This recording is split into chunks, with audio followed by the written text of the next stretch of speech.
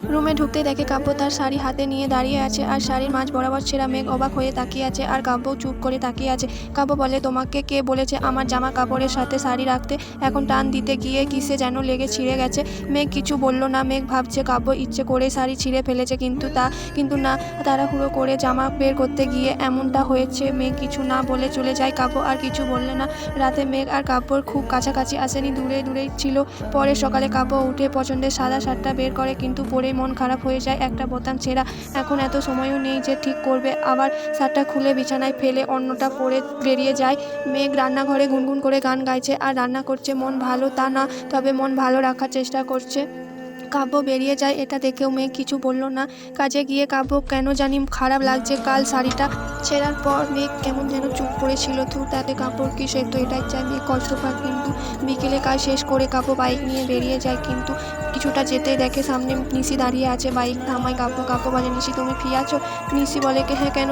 বাইকে ওঠো। নিশি কিছু না বলে উঠে বসে। কাব্য বাইক টেনে শপিং মলে চলে যায়। শাড়ির দোকানে ঢুকতেই নিশির মন পুলকিত হয়ে যায়। সে ভাবলো তার জন্য কিনবে, কিন্তু কাব্য তেমন কিছু বলল না। কাব্য নিজেই শাড়ির ধরন ও রং বেছে নিচ্ছে। দুটা শাড়ি কিনে নেয়, যদিও নিশিকে তেমন কিছু বলেনি। তারপর দুজনে জুস কর্নারে গিয়ে কিছুক্ষণ বসে চলে যায়। নিশিকে বাসায় নামিয়ে নিশিকে অবাক করে লাল শাড়িটা নিশির হাতে দেয়। তারপর বাইক চালু করে চলে যায়। নিশি ধন্যবাদও বলতে পারলো না।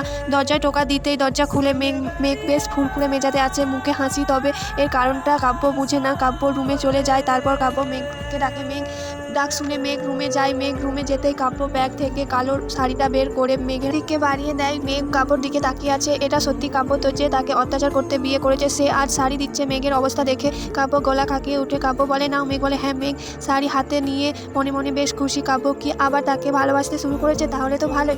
মেঘ শাড়িটা নিয়ে বেরিয়ে আসে। এসে শাড়িটা বুকে চেপে ধরে। আজ আর এখনই পরবে সে। মেঘ শাড়ির দিকে তাকিয়ে থাকে। কাব্য ফ্রেশ হয়ে বারান্দায় চেয়ারে বসে মাথা ফেলে চোখ বন্ধ করে থাকে। একটা ঠান্ডা ঘরে আচ্ছন্ন হয়ে যায় কাব্য। রাত 11টা। মেঘ বলল, শুনছো? ডাক শুনে কাব্য মুখ তুলে তাকায়। দরজার সামনে দাঁড়িয়ে আছে মেঘ। তার আনা কালো শাড়িটা পরে, খোলা চুল, চোখে কাজল আর লাজুক মুখ, নিচের দিকে তাকিয়ে আছে। মেঘ দেখতে পরীর থেকে কম লাগছে না। কাব্য উঠে দাঁড়ায়। তারপর ধীরে ধীরে এগিয়ে আসে। মেঘের বুকের ভিতর ধড়ফড় শুরু হয়। কাব্য ওর কাছে আসতেই মনে হচ্ছে তার দম আটকে যাবে। কাব্য বলে, বলো। মেঘ নিচের দিকে তাকিয়ে, খেতে চলো। যাও, আমি যাচ্ছি। মেঘ কাব্যর দিকে তাকায়। যা। কাব্য নিজের ফোনের দিকে তাকিয়ে আছে। তার দিকে কি তাকায়নি? মেঘ মুখ ফুলিয়ে কাব্যের দিকে তাকিয়ে আছে। কাব্য মেঘের দিকে তাকায়। মুখের অবস্থা দেখে ভুরু কুঁচকে তাকায় কাব্য। কাব্য বলল, কি? মেঘ রেগে বলে, কিছু না। মেঘ দুটো রুম থেকে চলে যায়, কিন্তু আবার ফিরে আসে। কাব্যর সামনে তাকায়। নিন ধরুন। কাব্যের শার্টটা কাব্যের হাতে ধরিয়ে দেয়। তারপর আবার বেরিয়ে যায়। কাব্য দেখলো শার্টটার বোতাম সেলাই হয়ে গেছে। কাব্য হেসে ফোনের দিকে তাকায় না। ভালোই, মেঘের ছবিটা বেশ ভালোই তোলা হয়েছে। কাব্য রুম থেকে বেরিয়ে আসে। মেঘ রেগে রান্নাঘরে দাঁড়িয়ে কি যে কাজ করছে সে হয়তো নিজেও জানে না, কিন্তু রেগে আছে তা বোঝা যাচ্ছে। কাব্য গিয়ে টেবিলে বসে। মেঘ এসে মা আর নিজের জন্য খাবার নিয়ে বসে খাওয়া শুরু করে। কাব্য বলল, আমার খাবার? মেঘ বলল, নিজে নিয়ে খাও। কাব্য অবাক হয়ে মায়ের দিকে তাকায়। মাও হাসছে। কাব্য আর কি করবে, বেচারা। উপহার দিয়েও এই ব্যবহার পাচ্ছে। খাবার নিজে নিয়ে খাওয়া শুরু করে। খাওয়া শেষ করে রুমে চলে আসে। কাব্য হঠাৎ পাশে তাকিয়ে দেখে মেঘ কফি হাতে নিয়ে দাঁড়িয়ে আছে। কাব্য হাত বাড়িয়ে নিতে গেলেই মেঘ সরিয়ে ফেলে। মেঘ বলল, এটা আমার। কাব্য বলল, তো আমার কই? নিজে নিয়ে খাও। তোমার মনে হচ্ছে তুমি। মেঘ রেগে বলে, কি? হ্যাঁ কি?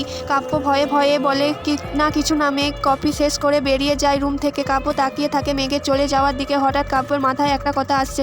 আচ্ছা, হঠাৎই মেঘের মধ্যে একটা বউ বউ ব্যাপার প্রকাশ পাচ্ছে মনে হচ্ছে। কাব্য হেলান দিয়ে দাঁড়িয়ে ভাবছে কথাটা। হঠাৎ কেউ একজন তার কাঁধে হাত রাখে।